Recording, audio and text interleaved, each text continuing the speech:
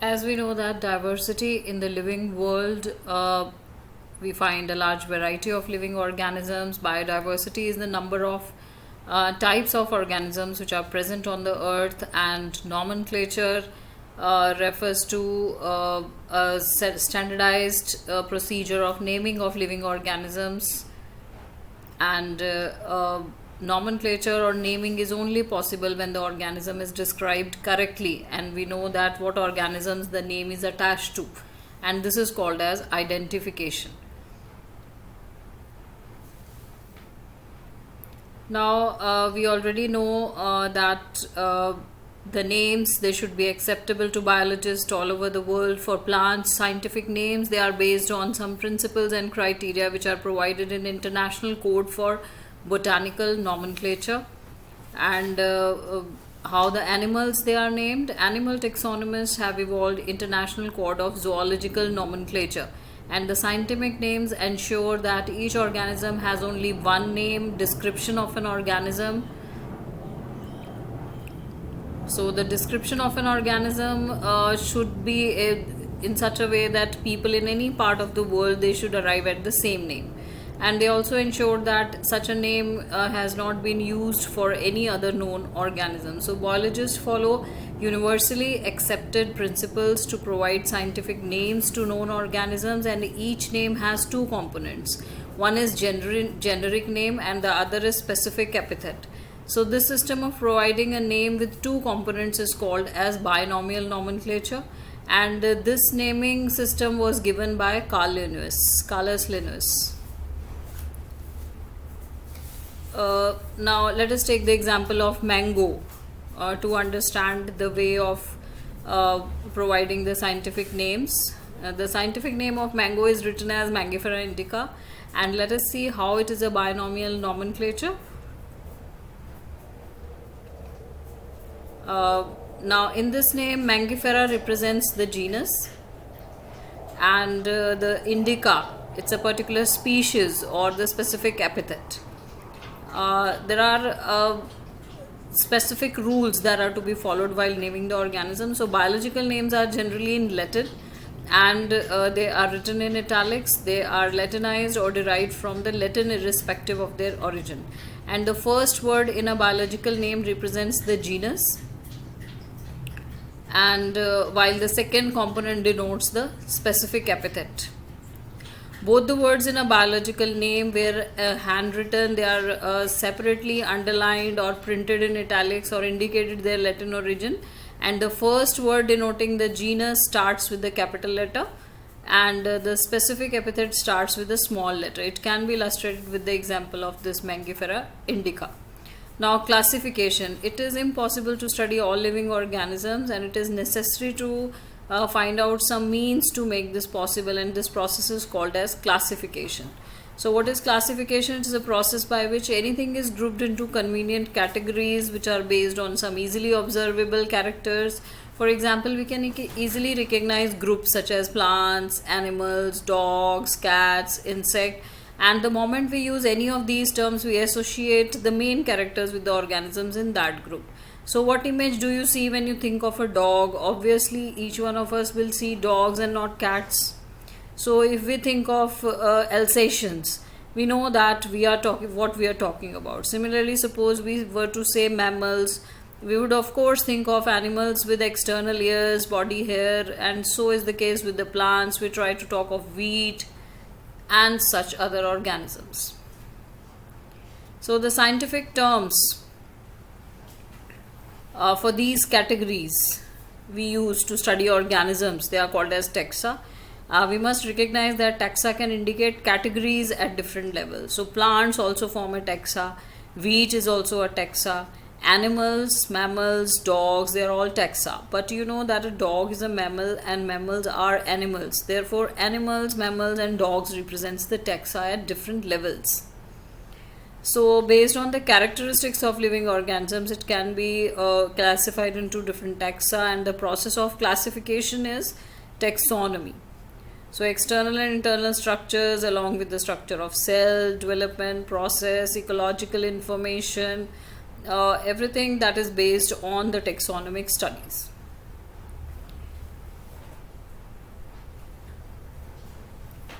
So human beings are also, they are not interested in knowing more about different kinds of organisms and their diversities, but also the relationships among them. So the branch of study that is referred to as systematics.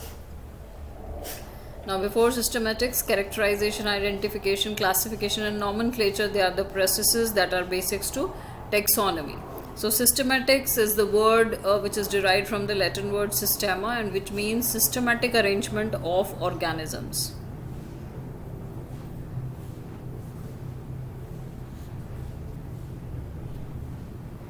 So the category is a part of overall taxonomic arrangement. It is called as taxonomic category, and all categories together constitutes the taxonomic hierarchy. Each category refers to as a unit of classification, in fact represents a rank which is commonly called as a taxon. So taxonomic categories and hierarchy, they can be illustrated by an example that insects, they represent a group of organisms sharing common features like jointed legs, and they have concrete objects which can be classified and thus are given a rank or a category. So we can name any other group of organisms, we will remember and represent it as category. Category further denotes rank, and each rank or taxon represents a unit of classification. So taxonomical studies of all known organisms, they led to the development of common categories which are as kingdom, phylum, division, class, order, genus and species. So all organisms which are included in plants and animal kingdoms, they have species as the lowest category. So the basic requirement is the knowledge of characters of an individual or group of organism, and this helps in identifying similarities and dissimilarities among the individuals of the same kind and of the other organisms. So this is the hierarchical order in which we can see that the life or the living organisms, domain, kingdom, phylum, class, order, family, genus and species. So taxonomic categories. Taxonomic studies consider a group of individuals with the fundamental similarities as the species.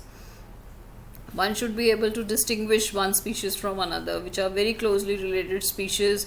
They have different morphological differences. For example, Mangifera indica, Solanum tuberosum, that is potato, and Panthera leo, that is lion. So all the three names, indica, tuberosum, leo, represents the specific epithets.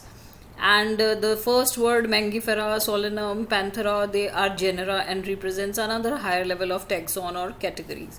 So each genus may have one or more than one specific epithets which represent different organisms but having morphological similarities. Genus. Genus comprises of a group of related species which has more characters in common in comparison to the species of the other genera. We can say that genera are aggregates of closely related species. For example, potato and brinjal, they are two different species but both belong to the same genus, that is Solanum. Lion and leopard and tiger, with several common features, they all are species of the same genus, that is Panthera. Family.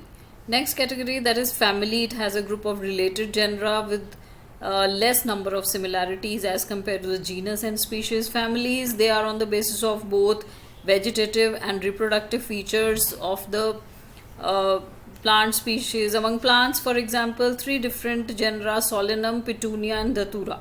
They are placed in the family Solanaceae. So among animals, for example, genus Panthera, comprising of lion, tiger, leopard, is put along with the genus Felis, that is cats, in the family Felidae.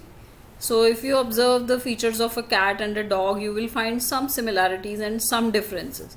So they are separated into two different families, Felidae and Canidae. Order. We have seen different categories like species, genus, families, which are based on the number of similar characters. So order and other higher taxonomic categories, they are based on the aggregate of characters.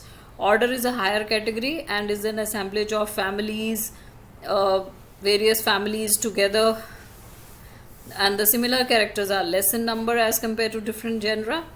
Plant families like Convolvulaceae, Solanaceae, they are included in this order. Polynomials, and they are based on the floral characters. And the animal order like Carnivora, it includes families like Felidae and Canidae. Class. Okay. Another category includes related orders like order Primata. It comprises of monkeys, gorillas and gibbons, and they are placed in the class Mammalia along with the order Carnivora, which includes animals like tigers, cats, dogs, and the class Mammalia has other orders also. Then comes the phylum. The classes which contain animals like fishes, amphibians, reptiles, birds, along with the mammals, they constitute the next higher category called phylum. And all these based on the common features like presence of notochord, dorsal hollow neural system, and they are included in the phylum Chordata. So in case the plants, classes with few similarities or characters, they are assigned to a higher category, which is called as division or kingdom. So all animals that belongs to the various phyla, they are assigned to the higher category, which is called as kingdom Animalia. And here Animalia in the classification system. Kingdom Plantae on the other hand is another which comprises of all plants of various categories. So we all refer to two groups as plants and animal kingdom. So the taxonomic categories from species to kingdom, all these categories from species to kingdom, they are in the ascending order, they are related to the species, and these are broad categories, but taxonomists have also developed some subcategories in this hierarchy to facilitate more sound and scientific placement of various taxa. Now see here, organisms with different taxonomic categories. Now this indicates the taxonomic categories to which some common organisms like housefly, man, mango or wheat they belong to. These are their biological names. They belong to this genus, they belong to different families, order, class, phylum and division.